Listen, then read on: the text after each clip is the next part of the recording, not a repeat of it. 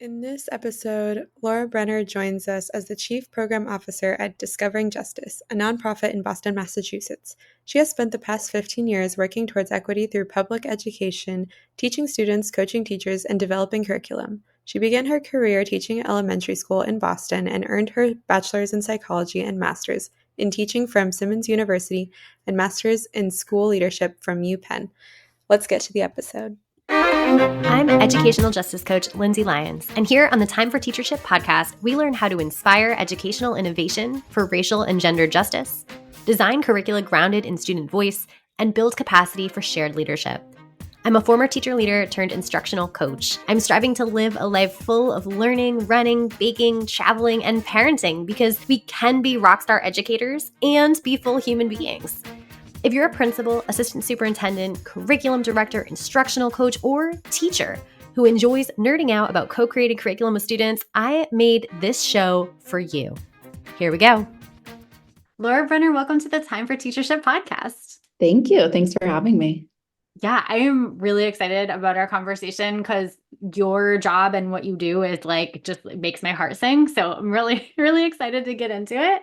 And I think one of the big initial questions that I asked just kind of off the bat is a nice framing question. We will have folks will have just heard kind of your bio at the front end of the episode. And so just wondering now, is there anything else that's important for listeners to know about you, your work, anything you want them to keep in mind as we jump into our conversation? Yeah, I think, I have a really exciting job now, being able to be at the intersection of civic education and nonprofits and schools and districts.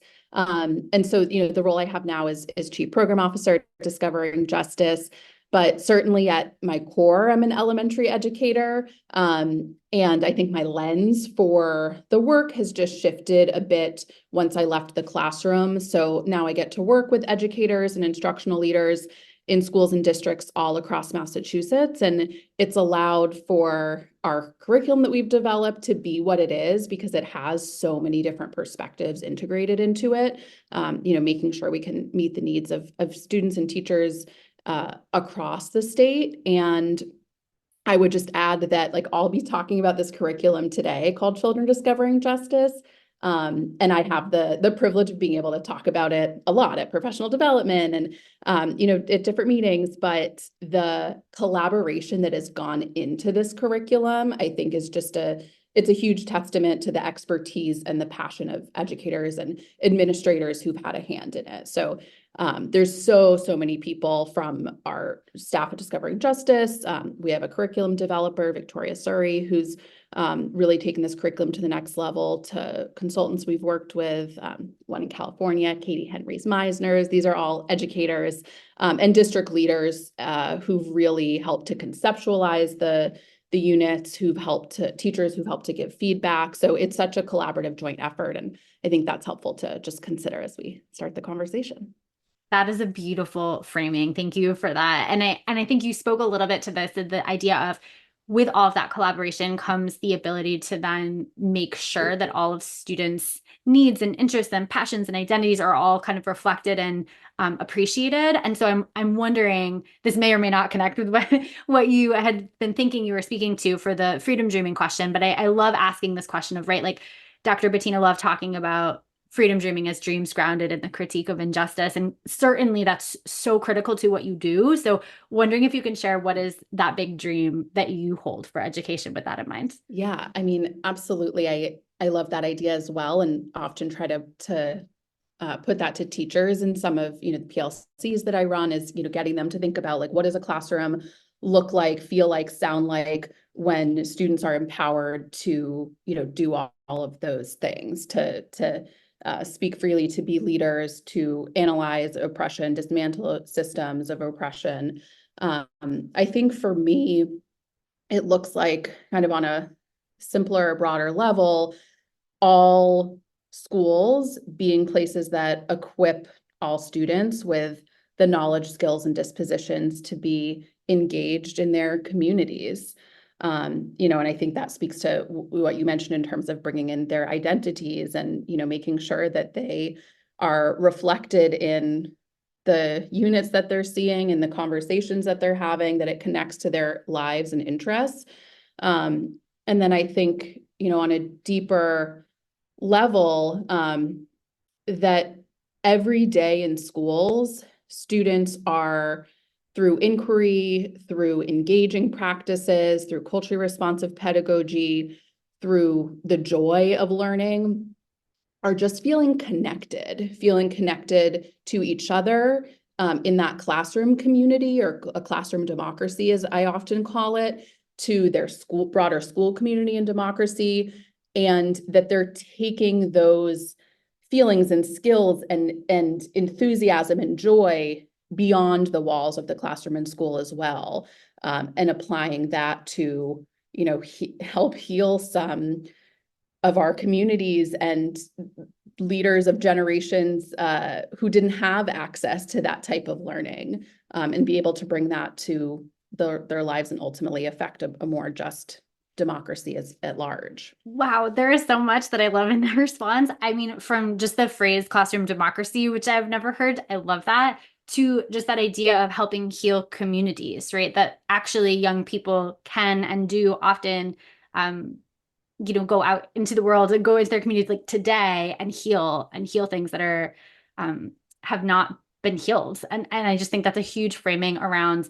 I mean, one of the next questions I usually ask is around mindset shifts. And I think for me, that has been a huge one in the last few years, is thinking about how do we both kind of study oppression and injustice and disrupt it and heal it, and not just kind of linger in the oppression, but to enable students to be healers and kind of co-create that healing in spaces and community. And so I think for me, that's been a mindset shift, certainly with this work. And I'm wondering if there are any that you've either noticed or coached folks on when doing kind of this curricular work and building those class democracies and teaching about justice, if there's anything that you think listeners should know. Yeah, I mean, it's so interesting, the idea of, healing democracy and healing communities, and like whose responsibility is that?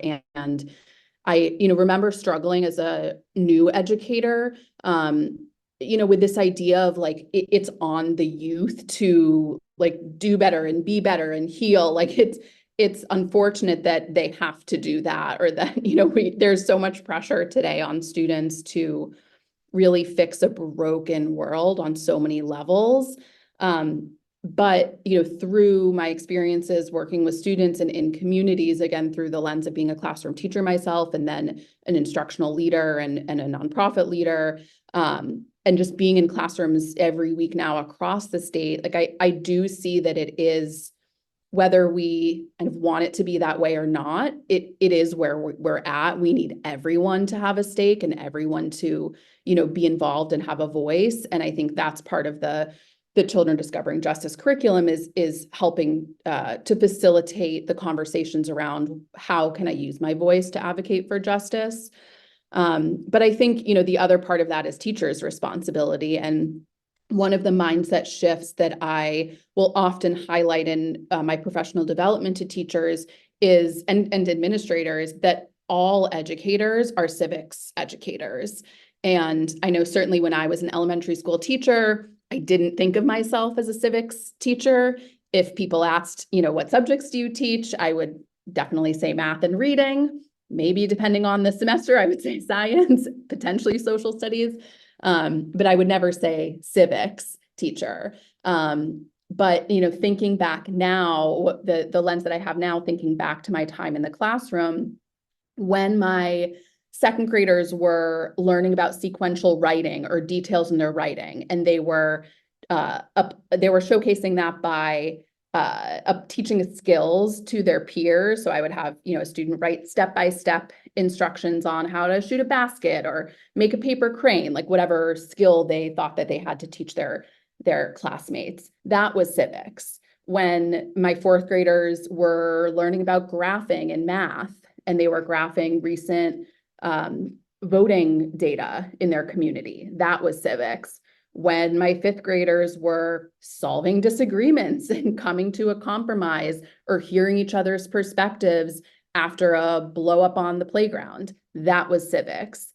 And I think as educators, we need to start thinking of ourselves as civics teachers, especially early elementary educators, because it's so much of what we do in every part of the day, no matter what subject we're in. We're teaching these skills and dispositions of civics. So I think that's a huge mindset shift for myself to just name it as that. And I think to lift up the expertise that naturally exists in elementary spaces that elementary teachers have been doing forever, but maybe haven't been calling it that.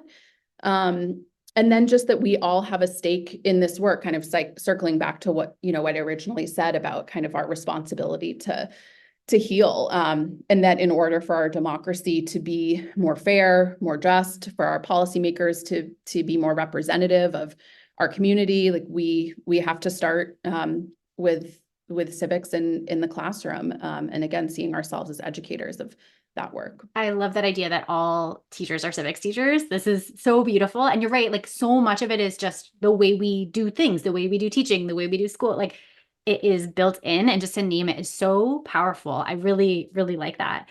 And I think so many people may be thinking, okay, so what does it look like to teach civics well? What does it look like to discuss justice with students, especially young students, right? And so I'm wondering about like the literal brave actions that are required for this work. And either, I don't know if you want to take this from kind of a broad lens or from like, what does the curriculum enable teachers to do with students? However you want to take it, I'd love to hear like, what does it look like in practice? So, I think the first brave action that comes to mind that has to be taken, that I see a lot more district leaders now doing, is prioritizing time. And that's a scary and sensitive and hard topic, like instructional minutes and scheduling and time. And, I think it's gotten even harder through the years. But I think that is a brave and necessary action to make that, dream a reality, is prioritizing instructional minutes for social studies and civics.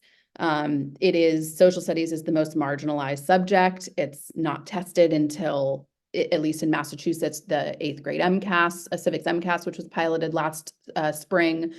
And, of course, the communities that tend to focus mostly on tested subjects, reading and math, tend to be lower income communities that serve Black and Brown students and families. And those are the students that are often getting the least amount of civics and social studies. So I think prioritizing time and minutes in the schedule for it. And then, a brave action by educators is, even if time isn't given to you, like to make the time to teach social studies and civics, knowing that not only is it important, but it is so correlated to all these areas of success for our students. It's positively correlated to attendance, to engagement, to social emotional learning, to literacy achievement. I always reference, especially to district leaders, the Fordham study a few years ago that shows more instructional time in ELA does not enhance reading scores, but social studies does enhance reading scores. And that's primarily true for lower income students, multilingual learners, and girls. Those are the 3 subgroups who it has the most dramatic effect on. So I think just prioritizing it, naming it as a priority, investing in, quality curriculum, quality professional development for teachers to be able to further dig into civics as a pedagogy. And whether it's using, our Children Discovering Justice curriculum, or just integrating and embedding civic skills and language throughout the day. So, naming the skills that you're practicing and deepening for students as an elementary educator, like perspective taking or empathy or debate. I think both of those things, it's the concrete, time and minutes, and it's the ongoing classroom culture and routines that you're teaching and practicing and calling out to students on a day-to-day level. I was just in a professional development workshop where a teacher I said something about the election is a great opportunity to discuss like what's happening in the world and current events and how do we frame that. And the response was, we can't teach politics in school. And I was like, oh, we absolutely can, like talk about politics and civic engagement, and like there's a difference between political and partisan. And I think there's just a very big kind of narrative, fear, avoidance, whatever, around things now that are even more expansive than like who you're voting for, right? And so I am imagining that that's a piece of a challenge that like maybe teachers face or admin face or communication with families comes up, whatever it is. I'm wondering, is that a challenge? How do you kind of coach folks through that? Or are there other challenges that maybe I'm not thinking of that might come to mind that we want to like prepare leaders or teachers for? Yeah, I mean, it's certainly a fear, that I hear a lot from educators or from school administrators, from families even. And I think like a lot of fears, the more we avoid them, the worse they get, and the worse the result is. And if we think about like what we want for our students to walk away from, a day post-election or a pre-election, like it's coming down to that idea of inquiry-based learning. We're teaching students how to think and not what to think. We want students to walk away with the skills to be able to articulate their points with evidence, that we want them to have media literacy and to be able to critique the sources that they're getting inundated with, whether it's through social media or online or their family. We want them to be able to debate respectfully, agree to disagree, hear and respect other perspectives. Like those things are the most important part of our work in the classroom. And those are, we can see them lacking in our broader world. We can see those skills lacking in adults that I'm sure we can all, name in our lives. Where else will students learn that? Like it has to happen in the classroom, and we have to give space and time for that.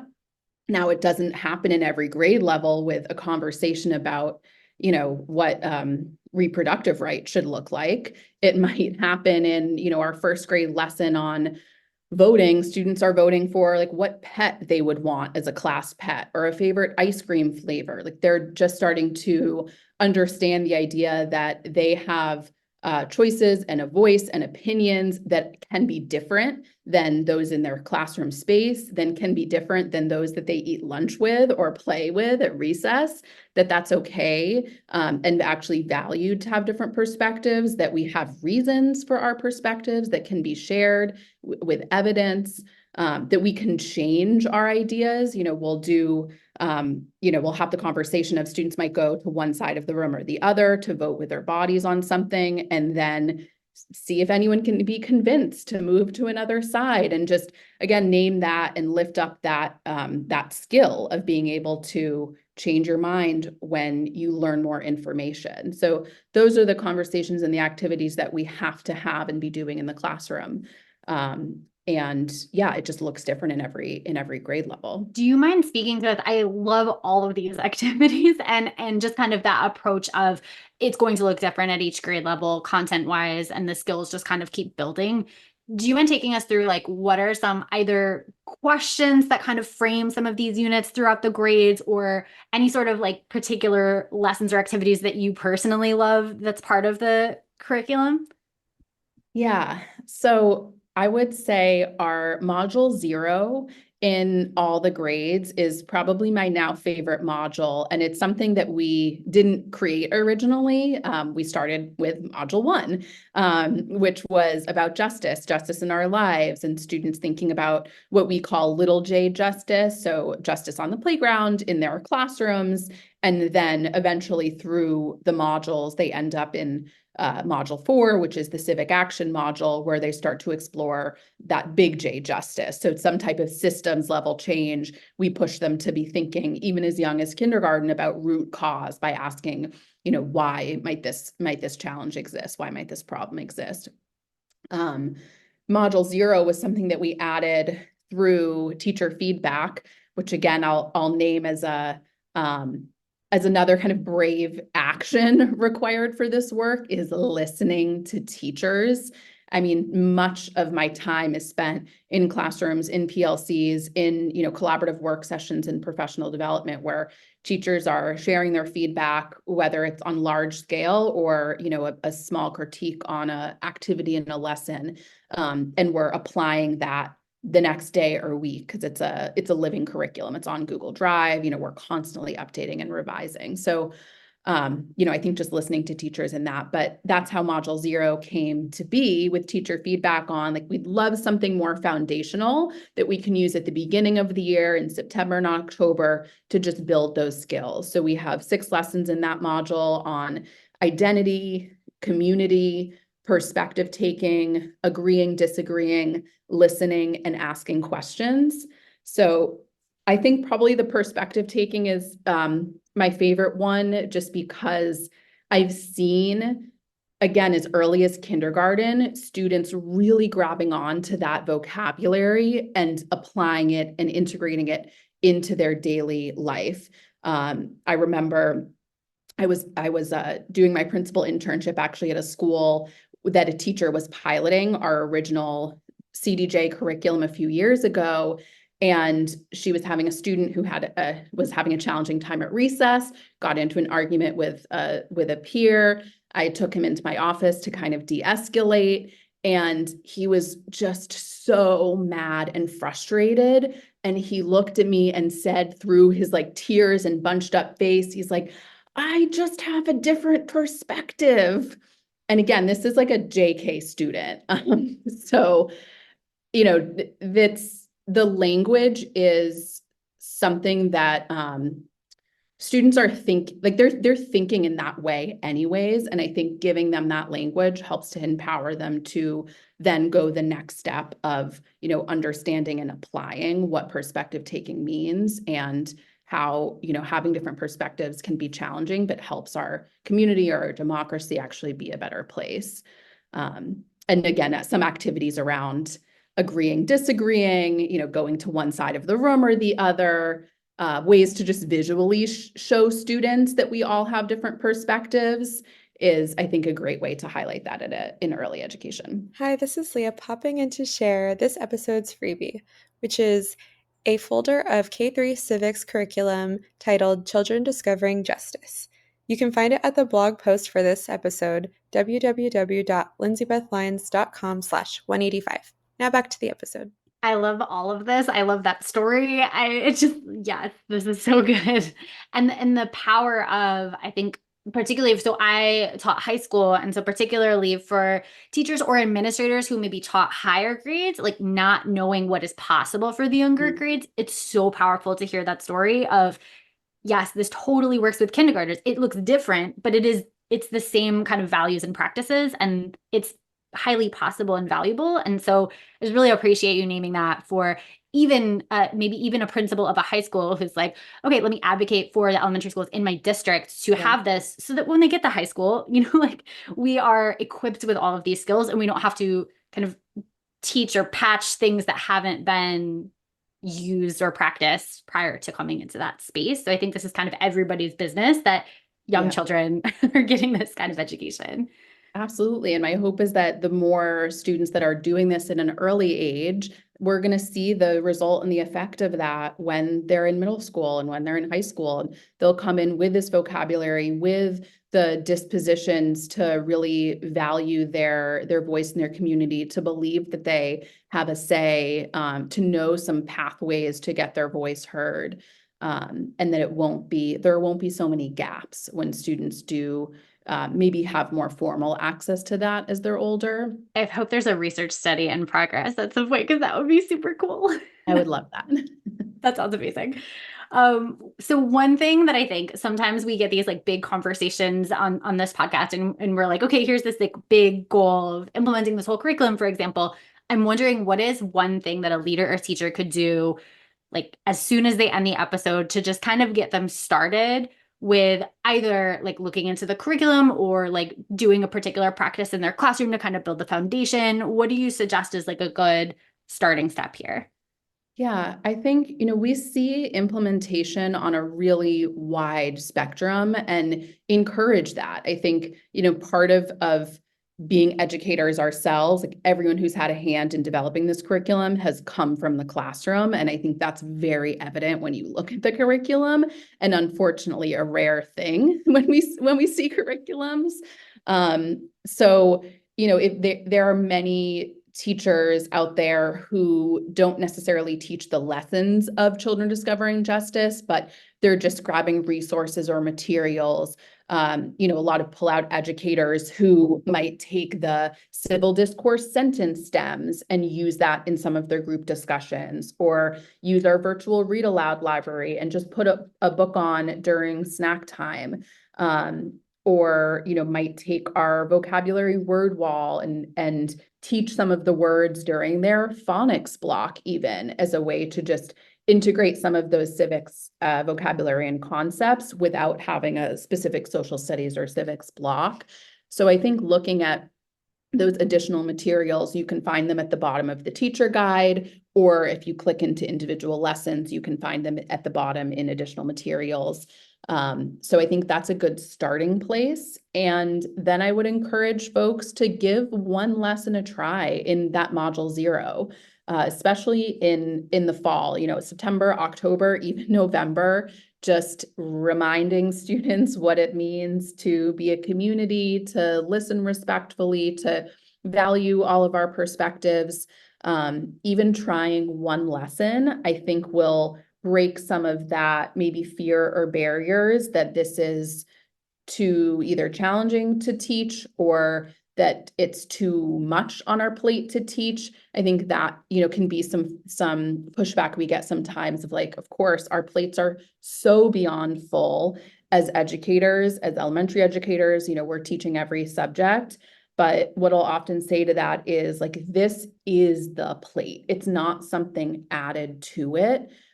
We've really tried to make the resources as flexible as possible to integrate it smoothly into what you're already doing.